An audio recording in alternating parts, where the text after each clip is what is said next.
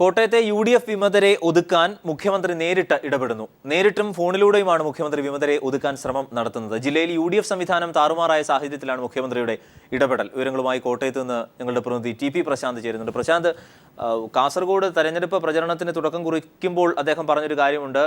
ഈ വരുന്ന മണിക്കൂറുകൾ വിമതർക്ക് നൽകുന്ന അന്ത്യശാസനമാണ്, ഇതിനപ്പുറം ഒരു സമയം നൽകില്ല. ഇത് തന്നെ UDF സംവിധാനത്തിന്റെ കാരുണ്യമാണ്, കോൺഗ്രസിന്റെ കാരുണ്യമാണ് എന്നാണ്. എന്നിട്ട് ദിവസങ്ങൾ കഴിഞ്ഞും ഇത്തരത്തിൽ മുഖ്യമന്ത്രി നേരിട്ട് ബന്ധപ്പെടുന്നുവെങ്കിൽ അത് നിവൃത്തികേട് കൊണ്ടാണോ, ഗതികേട് കൊണ്ടാണോ?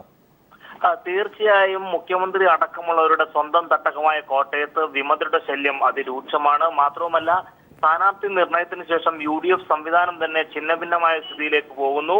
JDU അതുപോലെ മുസ്ലിം ലീഗ് അടക്കമുള്ള പാർട്ടികൾ ഒറ്റയ്ക്ക് മത്സരിക്കുന്ന തീരുമാനത്തിലേക്കാണ് കാര്യങ്ങൾ നീങ്ങിയിരിക്കുന്നത്. കോട്ടയത്ത് UDF എന്ന് പറയുമ്പോൾ അത് കേരള കോൺഗ്രസിലേക്കും മാത്രം ചുരുങ്ങി നിൽക്കുന്ന ഒരു സാഹചര്യത്തിലാണ് വിമത ശല്യം ഒതുക്കുന്നതിന് വേണ്ടിയിട്ടുള്ള ശ്രമങ്ങൾ നേതാക്കൾ നടത്തിയിരുന്നത്. എന്നാൽ ജില്ലാ തലത്തിലുള്ള നേതാക്കളുടെ ഇടപെടലൊന്നും തന്നെ കാര്യക്ഷമമാകാത്ത സാഹചര്യത്തിലാണ് മുഖ്യമന്ത്രി തന്നെ ഈ വിഷയം നേരിട്ട് പരിഹരിക്കാൻ ഇറങ്ങിയിരിക്കുന്നത്.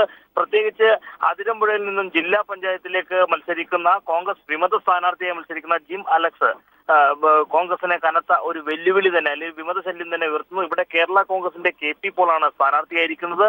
ഈ ഒരു സാഹചര്യത്തിൽ അതിരമ്പുഴ കോൺഗ്രസിന്റെ കുത്തക കേന്ദ്രമാണെന്ന് അവർ അവകാശപ്പെടുമ്പോഴും ഇത്തരത്തിലുള്ള ചേരിതിരിവുകൾ കനത്ത പരാജയത്തിലേക്ക് അവരെ കൊണ്ടെത്തിക്കുമെന്നുള്ള തിരിച്ചറിവിന്റെ അടിസ്ഥാനത്തിലാണ് ജിം അലക്സിനെ മുഖ്യമന്ത്രി നേരിട്ട് വീട്ടിലേക്ക് വിളിച്ചു വരുത്തി ഈ പ്രശ്നത്തിന് അടിയന്തരമായ പരിഹാരം ഉണ്ടാക്കാനുള്ള ശ്രമങ്ങൾ നടക്കുന്നത്. മുഖ്യമന്ത്രിയോട് അടുത്ത് നിൽക്കുന്ന ചില നേതാക്കൾ രാവിലെ തന്നെ ജിം അലക്സിനെ വീട്ടിലേക്ക് കൂട്ടിക്കൊണ്ടുപോവുകയും ഈ ഒരു സ്ഥാനാർത്ഥിയിൽ നിന്ന് പിന്മാറണമെന്ന് തുടങ്ങിയുള്ള ആവശ്യങ്ങളടക്കം തന്നെ മുഖ്യമന്ത്രി മുന്നോട്ട് വെച്ചിരിക്കുന്നു.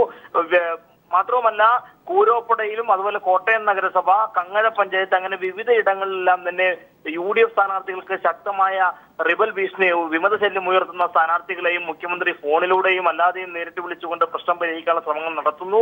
UDFനെ സംബന്ധിച്ച് ഇത്തരത്തിലുള്ള വിമത ശല്യം തങ്ങളുടെ പരാജയത്തിലേക്ക് നയിക്കും എന്നുള്ളൊരു ആശങ്ക കോൺഗ്രസ് നേതൃത്വത്തിനുണ്ട്.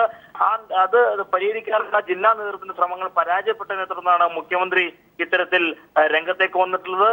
പല വിധത്തിലുള്ള വാഗ്ദാനങ്ങളും പാർട്ടിയിൽ വലിയ സ്ഥാനങ്ങളും എല്ലാം തന്നെ വാഗ്ദാനം ചെയ്തുകൊണ്ടാണ് വിമതരെ പിന്മാറ്റാനുള്ള ശ്രമങ്ങളെല്ലാം തന്നെ ഇപ്പോൾ ജില്ലയിൽ ഊർജിതമായിക്കൊണ്ടിരിക്കുന്നത്. പ്രശാന്ത്, ഈ UDFന് ഒരു പെരുമാറ്റച്ചട്ടമുണ്ടല്ലോ, പ്രത്യേകിച്ച് തെരഞ്ഞെടുപ്പ് വരുമ്പോൾ അത് കർശനമായി പാലിക്കണമെന്ന നിർദ്ദേശവും ഉണ്ടായിരുന്നു. അത് അപ്പാടെ തകിടം മറിഞ്ഞിട്ടുണ്ടോ? അങ്ങനെ ഒരു സംവിധാനം തന്നെ നിലവിലില്ലേ അവിടെ?